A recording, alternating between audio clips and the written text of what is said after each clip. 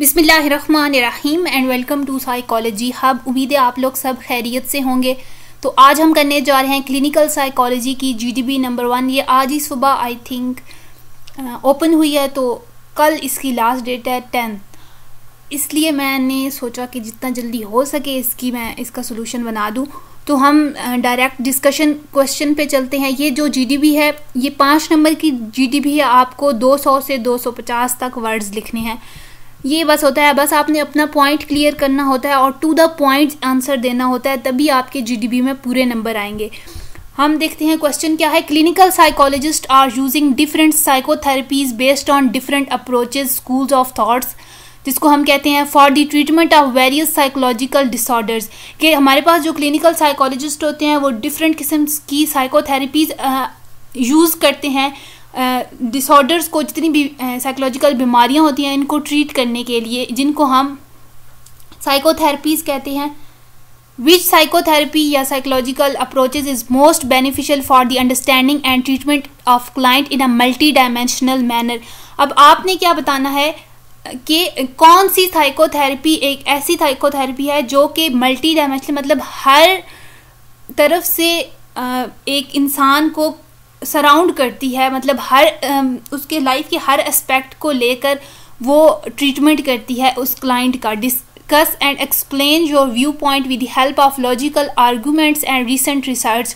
फिर आपने एक तो पहले आपने आइडेंटिफाई करना है, पहले आपने बताना है कि कौन सी साइकोथेरेपी ऐसी है जो कि मल्टी डायमेंशनल मैनर में जाके आपको ट्रीटमेंट प्रोवाइड करती है। एंड नेक्स्ट आपने क्या बताना है, उसके आपने लॉजिक्स देनी है कि क्यों आपने इसी को ही चूज़ किया है। नेक्स्ट आपने रिसेंट रिसर्च भी इसमें ऐड करनी है। तो डायरेक्ट क्वेश्चन की तरफ चलते हैं, सॉल्यूशन की तरफ सॉरी।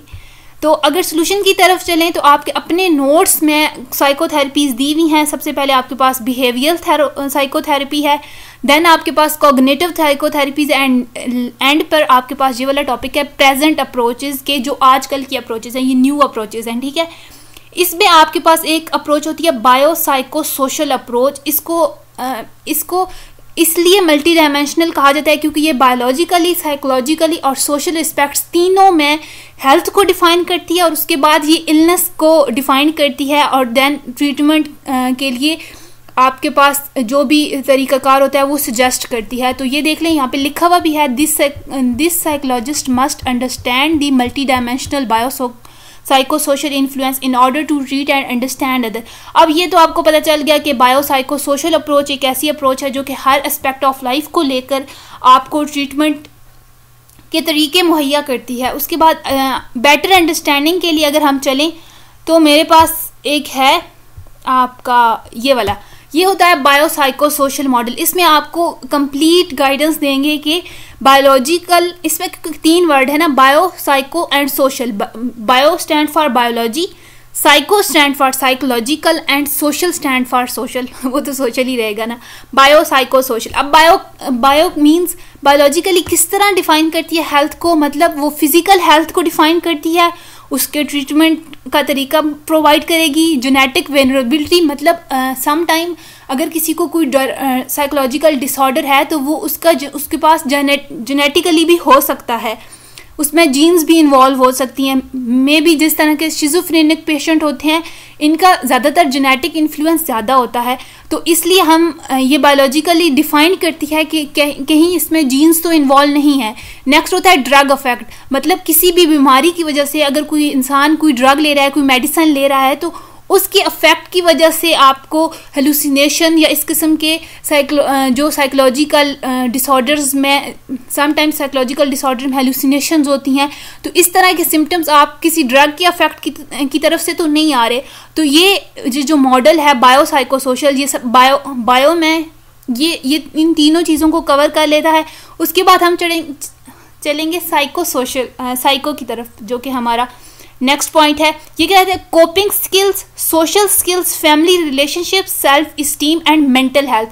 सबसे पहले मेंटल हेल्थ पे बात करते हैं कि इसमें हमारे पास एक इंसान है, क्या पता उसके अंदर उसकी पर्सनैलिटी इस तरह से डिवेल्प हुई हो कि उसका मतलब जिस तरह से एक होता है type A personality, type B personality, तो वो बहुत ज़्यादा अफेक्ट करती है। कोपिंग स्किल्स उसी की वजह से होती हैं। ये जो पर्सनैलिटी आपके पास, जो भी पर्सनैलिटी टाइप आपकी होती है, उसकी वजह से आप प्रॉब्लम से कोप करना सीखते हैं। कुछ लोग बहुत ज़्यादा जल्दी स्ट्रेस लेते हैं और कुछ लोग मतलब स्ट्रेसफुल सिचुएशन को हैंडल करने के लिए हैंडल कर सकते हैं आराम से। इस तरह सोशल स्किल्स होते हैं कि सोशली कुछ लोग इंट्रोवर्ट होते हैं, कुछ लोग एक्सट्रोवर्ट होते हैं, तो ये भी बहुत ज़्यादा डिपेंड करता है। फॉर एग्जांपल अगर किसी को फोबिया है, सोशल फोबिया, जिसमें वो इंसानों में जाके घबराहट होना शुरू हो जाती है, उसकी पल्पिटेशन स्टार्ट हो जाती है, उसको मतलब सांस नहीं आ रहा होता, क्योंकि जितनी उसके अंदर उसके सराउंडिंग में जितना क्राउड होगा वो ज़्यादा अच्छी तरह उसे घबराहट होती है। तो ये सोशल स्किल्स होती हैं। ये भी कुछ लोग इंट्रोवर्ट होते हैं, कुछ लोग एक्सट्रोवर्ट होते हैं, ये उनकी पर्सनैलिटी के अंदर होता है।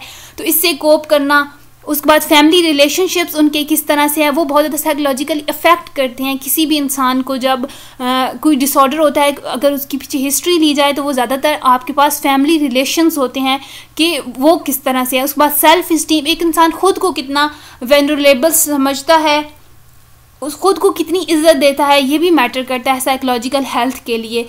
Next one is social aspect. Social aspect में आपके पीयर ग्रुप आ जाता है, मतलब जिनके साथ आप रहते हैं। अगर आप स्कूल में कोई बच्चा पढ़ता है तो उसके साथ पढ़ने वाले उसके हम उम्र, फैमिली सर्कमस्टांसेस के, फैमिली के हालात किस तरह से है। अगर स्ट्रेसफुल सिचुएशन हर वक्त घर में चलती रहती है तो उससे भी मेंटली बहुत ज़्यादा अफेक्ट होता है patient. Next is family relationships, कि उसके अपने फैमिली के दूसरे लोगों के साथ किस तरह का रिलेशनशिप पे आया, कि वो चीज़ें शेयर कर सकता है आसानी से, क्या उसकी फैमिली उसे हर डिसीजन में सपोर्ट करती है, तो ये बहुत ज़्यादा मैटर करता है। तो जो हमारे पास बायो साइको सोशल मॉडल है, ये इन तीनों एस्पेक्ट को डिफाइन करता है। तो ऑब्वियस सी बात है, हमारे पास अगर हम क्वेश्चन की तरफ चलें जो कि हमारे पास था ये वाला, कि कौन सी अप्रोच है जो कि मल्टी डायमेंशनल मैनर में हमें ट्रीटमेंट प्लान देती है या क्लाइंट के ट्रीटमेंट में हेल्पफुल होती है, बेनिफिशियल होती है। तो यहाँ पे साइको सोशल मॉडल है। लॉजिकल आर्गूमेंट्स मैंने आपको पहले ही दे दिए हैं कि क्यों साइको सोशल मॉडल इतना मल्टी डायमेंशनल मैनर में आपको सपोर्ट करता है हमारे स्टैंड्स को। उसके बाद रीसेंट रिसर्च की बारी आ गई। रीसेंट रिसर्च में आप गूगल पे जाके साइको सोशल मॉडल को अगर सर्च करेंगे तो ये क्योंकि एक न्यू एमर्जिंग फील्ड ऑफ एक अप्रोच थी साइकोलॉजी में, तो इसके बारे में आपको रीसेंट रिसर्च मिल जाएंगी गूगल से, तो आप वहाँ से भी लिख सकते हैं। होप सो आपको क्लियर होगा कि आपने किस तरह से बनानी है और टू द पॉइंट लिखनी है, इधर उधर की इन्फॉर्मेशन बिल्कुल नहीं लिखनी। अब असाइनमेंट के सोल्यूशन पे बात करते हैं। सबसे पहले आपने ये बताना है कि कौन सा मॉडल है जो कि मल्टी डायमेंशनल मैनर में ट्रीटमेंट का क्लाइंट का ट्रीटमेंट आपको प्रोवाइड करता है या उसके लिए बेनिफिशियल होता है। वो हो गया साइको सोशल मॉडल।